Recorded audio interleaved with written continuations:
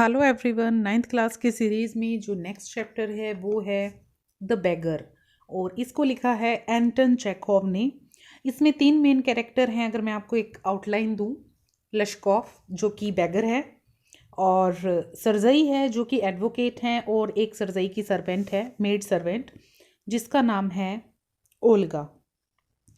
तो इस लेसन में हम देखेंगे कि कैसे जो बेगर है लश्कोफ अपनी जो ज़िंदगी जीने का तरीका है, भीख मांगने से लेकर काम करना, वो किस तरह से अपनी ज़िंदगी जीने का तरीका बदलता है, किसकी वजह से ये होता है। Let's read and find out. So let's start the summary.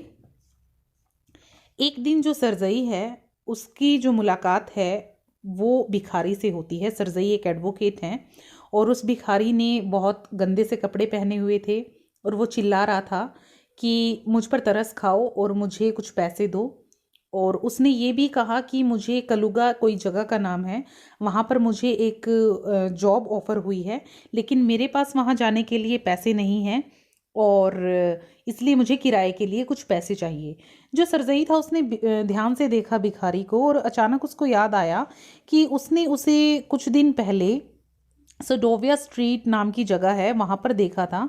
और उसने उससे पूछा कि क्या वो एक स्टूडेंट है, और उसने कहा नहीं, क्योंकि जब वो उसको पहले मिला था तो जो वो बैगर है उसने उसको क्या एक्सक्यूज़ दिया था कि मैं एक स्टूडेंट हूँ और फीस ना देने के कारण मुझे निकाल दिया गया है। और ऐसे ही उसने पहले भी सरजई से पैसे लिए थे। तो पहले तो जो वो बैगर था उसने सरजई की इस बात से इनकार कर दिया, और लेकिन जब सरजई ने बड़ी सख्ती से पूछा, उसको डांटा, तो वो मान गया कि जो मेरी अर्निंग्स है वो मैं झूठ बोलकर ही कमाता हूँ, ऐसे ही। और उसने सरजई को बताया कि मेरा नाम जो है लश्कोफ है और मैं बेरोज़गार हूँ, मेरे पास कोई काम नहीं है। तो सरजई ने उसको कहा कि मैं तुम्हें भीख तो नहीं दे सकता, लेकिन तुम्हें काम दे सकता हूँ, लकड़ी काटने का काम है। वो लश्कोफ को अपने घर ले गया और उसने अपनी नौकरानी को, जो मेड सर्वेंट थी ओल्गा, उसको बुलाया और कहा कि उसे लकड़ी के जो है शेड में ले जाए और उससे लकड़ी कटवाए।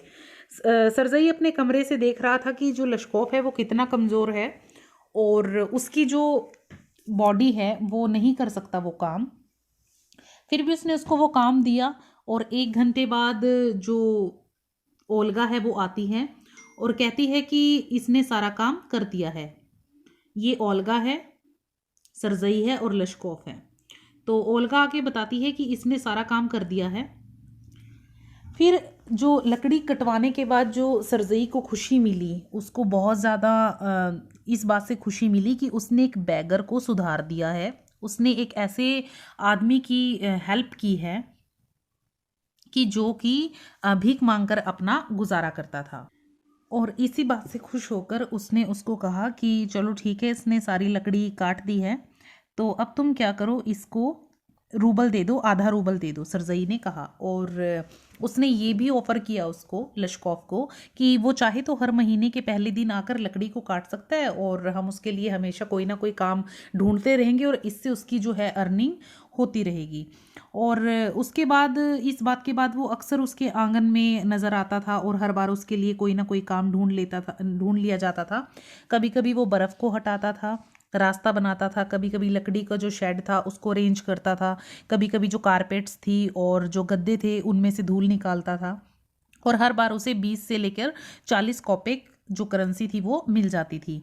और एक बार उसको एक पुरानी जो पेंट है वो भी दी गई काम के बदले। और फिर जब सरजई एक दूसरे घर में शिफ्ट होने लगा और उसने उसको, जो लश्कोफ है, सामान पैक करने और फर्नीचर को जो है पैक करने का पूरा काम उसको दे दिया और फर्नीचर को गाड़ी में चढ़ाने का, जो लादने का काम है, वो भी दे दिया। इस बार जो भिखारी था वो बहुत ही शांत था, लेकिन उदास था, और उसने मुश्किल से ही फर्नीचर को हाथ लगाया और सिर झुकाया उसने, और उसने बिजी होने का भी ढोंग नहीं किया, काम से जी नहीं चुराया। वो ठंड में कांपता रहा और जो वहाँ कुली थे जो कि सामान उठा रहे थे उन्होंने उसका मजाक भी उड़ाया। और जब प्रॉपर काम हो गया, पूरी पैकिंग हो गई, तो सरजई ने उसको बुलाया। तो सरजई ने कहा कि मुझे खुशी है कि मेरे जो काम का, जो मैंने काम दिया है उससे तुम्हारी जो ज़िंदगी है वो चेंज हो रही है। उसने उसको 1 रूबल दिया और रूबल देकर कहा कि ये तुम्हारी मेहनत की जो है मजदूरी है, और मैं देख रहा हूँ कि तुम बिल्कुल शांत हो, तुम्हें जो है काम से भी कोई एतराज़ नहीं है। और उसने तब उसको पूछा कि तुम्हारा क्या नाम है? लश्कोफ। तो लश्कोफ, मैं तुम्हें कोई अलग से काम दे सकता हूँ, ऐसा काम जो कि साफ सुथरा हो, क्या तुम लिख सकते हो? Can you right? उसने कहा यस आई कैन। तो उसने कहा उसने एक लेटर लिख कर दिया कि ये मेरे फ्रेंड के पास लेकर जाना कल।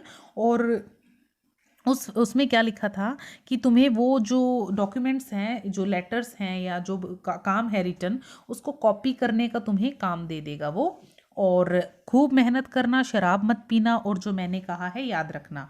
तो उसके बाद उसने उसको गुड बाय बोली, और इस बात से खुश हो गया कि मैंने एक आदमी को सही रास्ते पर लगा दिया है। धीरे से उसका कंधा थपथपाया और हाथ मिलाया। उसके बाद लश्कोफ ने वो लेटर लिया, और उस दिन के बाद उस आंगन में कभी काम करने नहीं आया।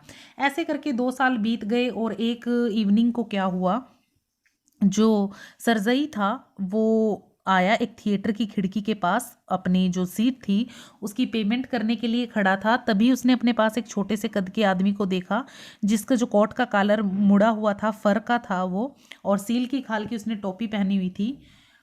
तो उसके बाद उसने उसको पूछा कि लश्कोफ, क्या तुम ये हो? क्या तुम लश्कोफ हो? और उसने उसको पहचान लिया कि तो लकड़ी जिससे मैंने कटवाई थी वही है।